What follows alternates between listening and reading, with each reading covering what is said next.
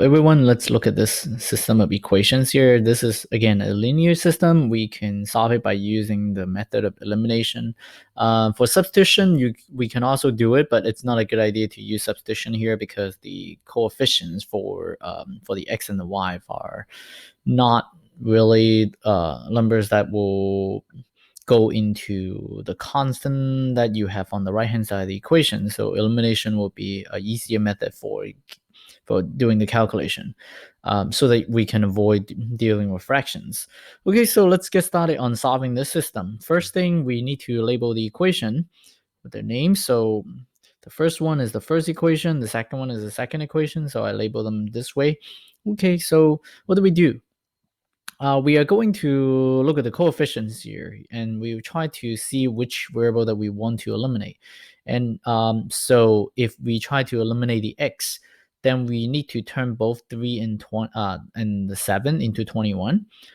If we are eliminating the y, then we need to turn both the 4 and the 5. Right now, I'm ignoring the sign. So we turn the 4 and the 5 into 20.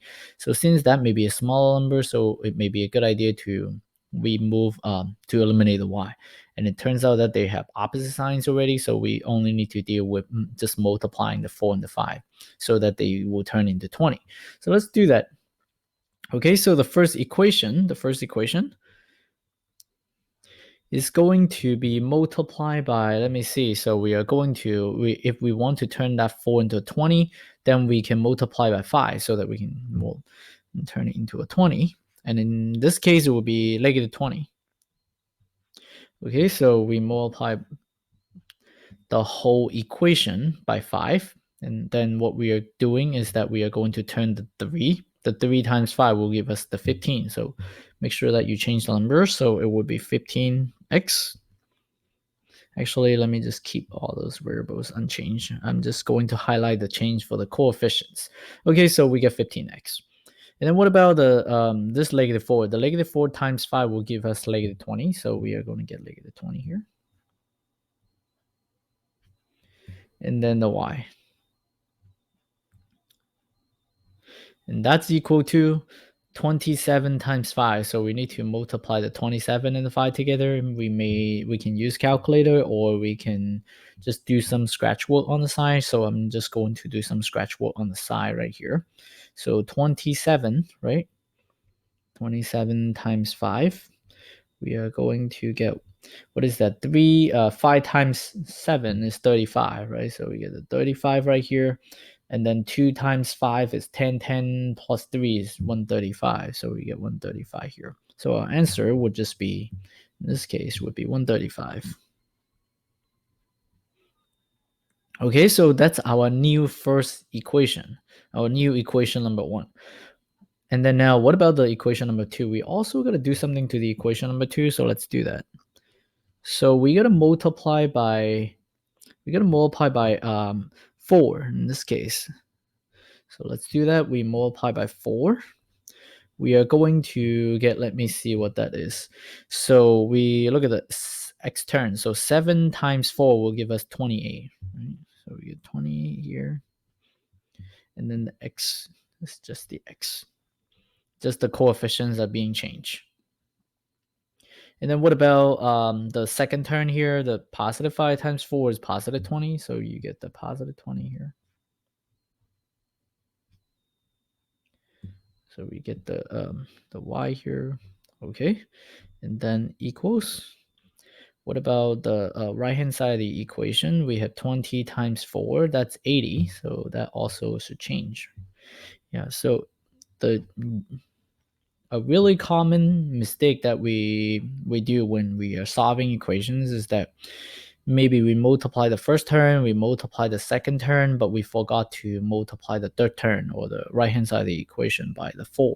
Then we still keep the 20 right here. That will mess up the whole problem. So highlighting it actually has its advantage here. So as you can see here, if there are 3 terms originally, I'm going to highlight the numbers 3 times. Same thing for the first equation. Okay, so we are going to add the 2 equations up. We are going to combine them together. So I'm just going to draw a line here to organize my work. This line is actually unnecessary, but we are just adding the two equations up. And what do we get here when we're adding? So as you can see here, we chose to eliminate the y. So we have negative 20 and positive 20. They are going to get canceled. So I'm just going to cross out the whole term here. So you are going to get 0 right here. There's no more stuff left. No y is here. And then now what about the 15 and the 28? We're adding them, right? We are supposed to be adding them. So 15 plus 28, that's actually, what is that? That's 43x. Okay, and then now bring down the equal sign here. We are going to add the 135 and the 80 together. So we are going to get what? What is that? That's 215, right? 215. So we got a 215.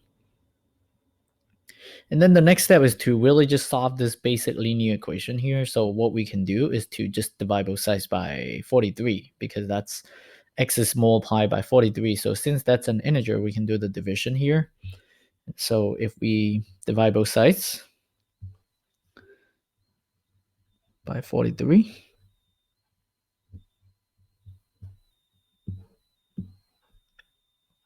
then what do we get here? Actually, yeah, so we are going to cancel the 43 and the 43 right here. They both become a 1, right? This cancellation is not the subtraction cancellation. This is the division cancellation. So we are going to get both of them into 1. Actually, you should just label the 1s there so that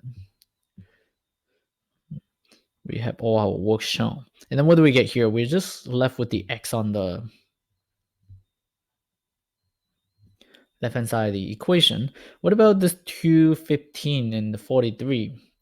And if we do the division here, it turns out that 215 divided by 43 would just be 5. Okay, you can do the scratch work on the side, but it doesn't matter here. Actually, the scratch work is just getting in the way. I need more space for the calculation, so I'm just going to move it down here so that it doesn't get in the way. Okay, so now we got to continue. We got to continue because we still haven't figured out what y is equal to, right? So we still need to plug this x equals 5 back into one of the two equations and then figure out the y. Doesn't matter which one that you plug it back in, you are going to always be getting the same answer.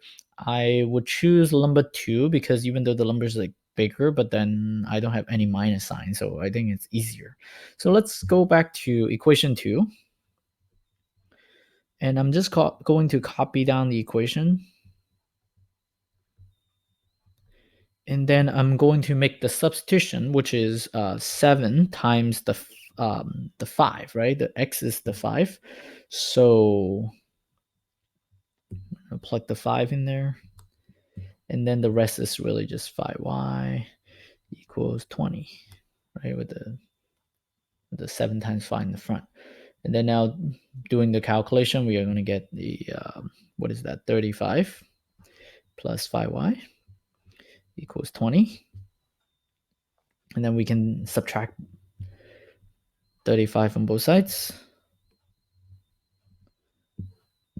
Then we are going to get 5y here. Oh yeah, so we gotta just cross them out. So you get 0 for that one.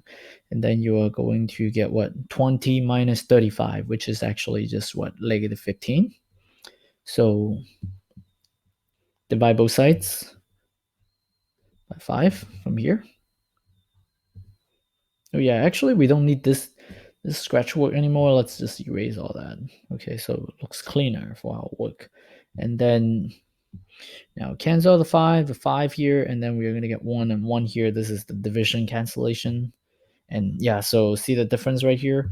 This is the division cancellation, so both will become a 1 because we're dividing top and the bottom by 5. This one is actually just 35 minus 35.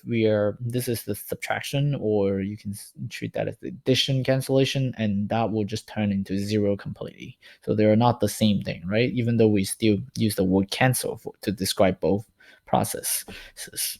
Okay, so we are going to get y on this side here. What about the right-hand side? The right-hand side would be negative 15 divided by 5, so that's negative 3. So our final answer would just be, what is that? That's Final answer would be 5, -3.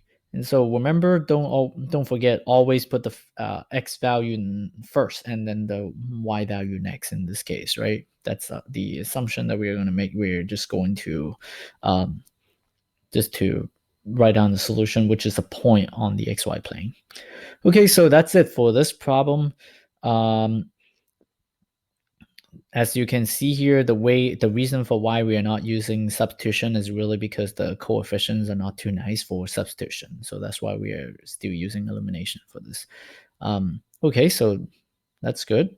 And yeah, so if you like this video, please subscribe to my channel and give me some support. I will continue to make more videos and on more difficult problems in the future. So yeah, so thank you. See you next time.